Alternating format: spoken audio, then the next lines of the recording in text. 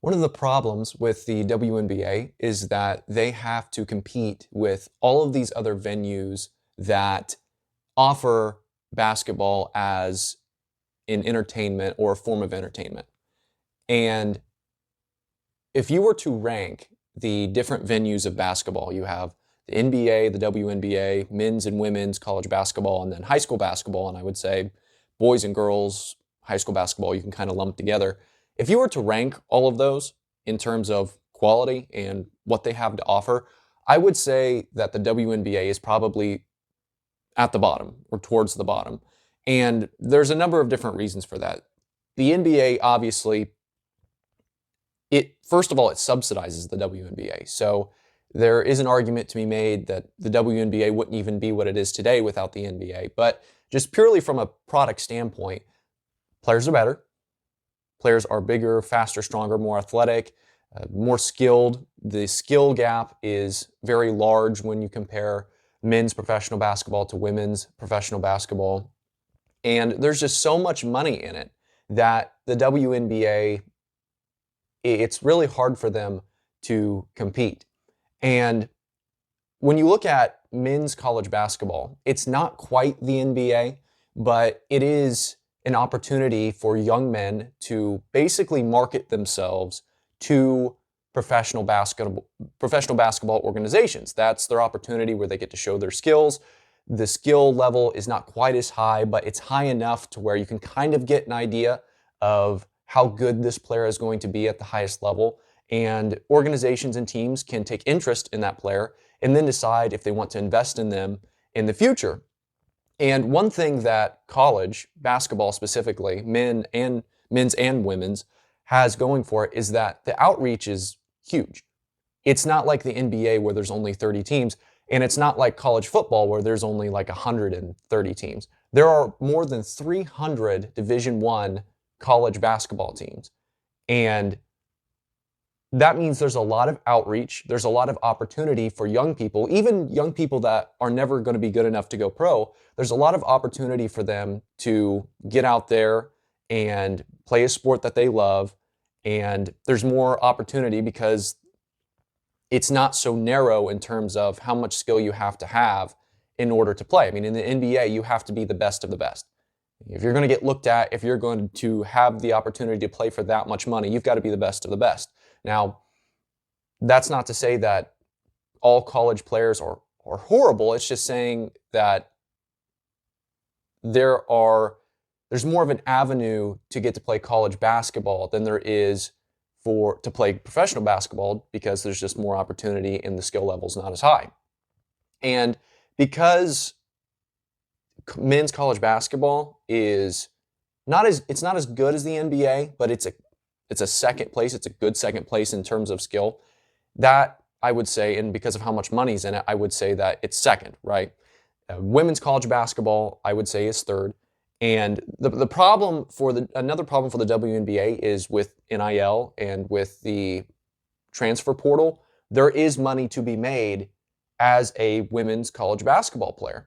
And so when you compare the two, it's like, what benefit do I have for going pro? Like, what's the difference, really? If I can make, if you're at the top of the hierarchy in terms of women's college basketball players, I'm getting paid, I get recognition, I'm famous, I'm all these different things. What's really the difference between being a top-level college basketball star or being a WNBA player? The difference is for the NBA and for men is that the amount of money that you can make as a star NBA player it's huge. There's just so much money. And so there is incentive to go from college to pro. But there's not nearly as much incentive for women's college basketball players to go from college to pro, just because of all the things they have access to at the college level. And so I would put women's college basketball above WNBA basketball. I would also put high school basketball ahead of WNBA. And part of this is probably because I'm partially biased. I'm from Indiana, and high school basketball here is like high school football in Texas. It's just a whole different animal. in terms of how popular it is, how interested people are, how much publicity it gets. It's huge. It's huge. And there is something to be said about the purity of the sport, and it doesn't get more pure than a bunch of kids, a bunch of young people playing not because they're getting paid, not because necessarily they're going to go pro. I mean, some of them obviously do go pro, but it's because they love the game. They love the game. There's no financial incentive to play. They just work hard and they play because they love the game. And I think that does help in terms of the quality of the sport. And the history of high school basketball in Indiana is insane, and just the amount of stories there are. I think that ultimately high school basketball, in terms of a product, in terms of quality, I think is better than the WNBA. I've never been to a WNBA game. I've been to quite a few high school basketball games, and it's amazing how just a few hundred people could make the difference in terms of atmosphere. I mean, I've been to Chrysler High School. It used to be known as Chrysler High School, now known as Newcastle High School. Used to have the biggest high school basketball field house in the world.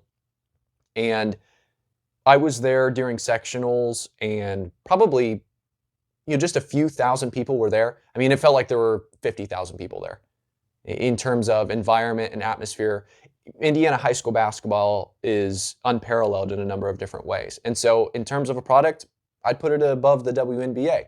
So you have NBA, men's college basketball, women's college basketball, high school basketball, and now you finally get to the WNBA.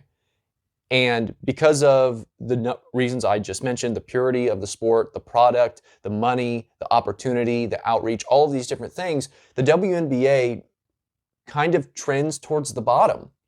And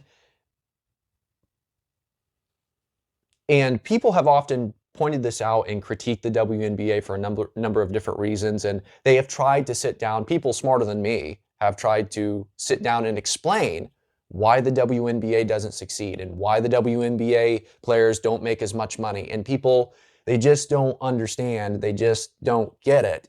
And a lot of criticisms that could be taken as an opportunity for growth for the WNBA, a lot of criticisms are just met with, oh, well, that was misogynistic, or that was hateful, or you don't want to see women succeed, all of these different things. The most recent example of this comes from Michael Porter Jr., who is an NBA player, he plays for the Denver Nuggets.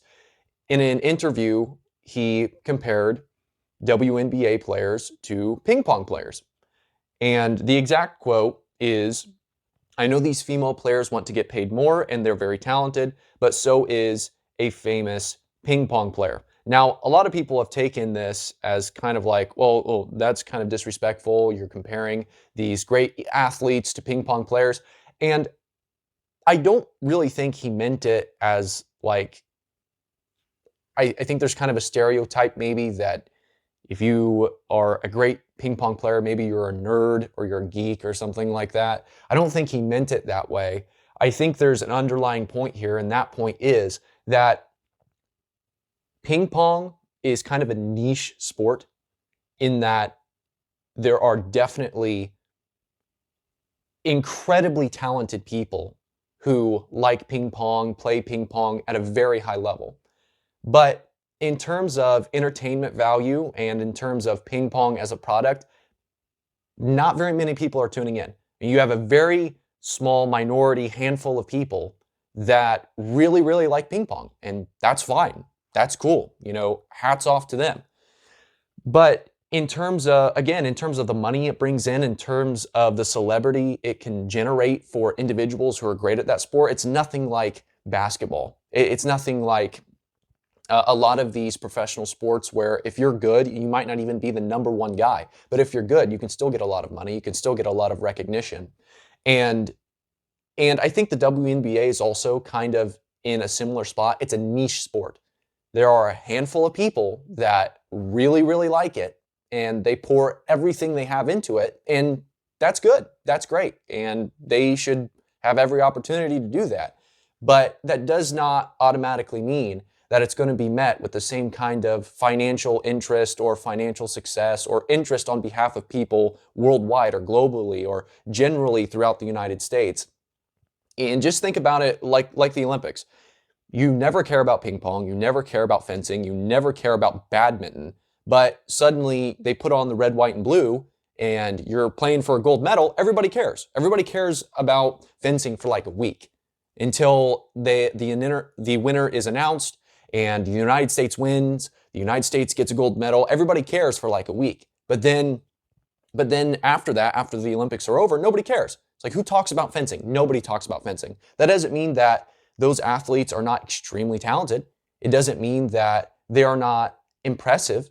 It doesn't mean that it takes a great amount of skill and work ethic to become a high-functioning fencing athlete. That doesn't mean any of those things. It just means that it's not a product that people are going to consume on a weekly basis. And they're not going to pour millions, if not billions of dollars into a niche sport like that. And when you're talking about those very obscure sports, you can maybe name the top 1 or 2 athletes in the world. And you think about when Michael Phelps was still swimming, who are the top swimmers in the world back right now, and then who are the top swimmers in the world back then? It's like, well, you have Michael Phelps and you have Katie Ledecky, and then who else is it? I don't know. I couldn't name you a single professional swimmer from any other part of the world. Same thing with fencing. Who knows who the greatest fencer in the world is? Nobody off the top of their head, except for a very small portion of people who really, really like that sport. Same thing for badminton, same thing for all of these. I mean, Usain Bolt, fastest man to ever run. Does anybody know who the fastest man is right now? And unfortunately, the WNBA has kind of fell into the same kind of bracket of sport. You know, insanely talented athletes, but you have a very small portion of people that are interested. And you have, I think it's Breanna Stewart, and I can't even remember the one woman's name. She just retired. She was really great. I don't even, like, nobody knows. And so that is kind of the problem that the WNBA has ran into, is that it cannot set itself apart within the atmosphere of basketball. The WNBA doesn't really have anything unique to offer that you can't find in the NBA or college basketball or high school basketball. And on top of that, when compared to other sports, it's just a niche sport. It's just a sport that you care about for like a week when there's a lot going on. And unfortunately for the players, it's kind of going back to what I was talking about with swimming. Right? How many swimmers are making a ton of money? Probably very few. Like, only the best of the best. That's who you see on all the products. That's who's getting all the sponsorships. That's who's making the money. Same is true for the WNBA, because it just can't get over the hump. And again, that doesn't mean you can't respect the players for what they put in, and the coaches and the organization for what it tries to do. But you can't just sit here and shake your fist at everyone who criticizes the WNBA, because they obviously have some flaws.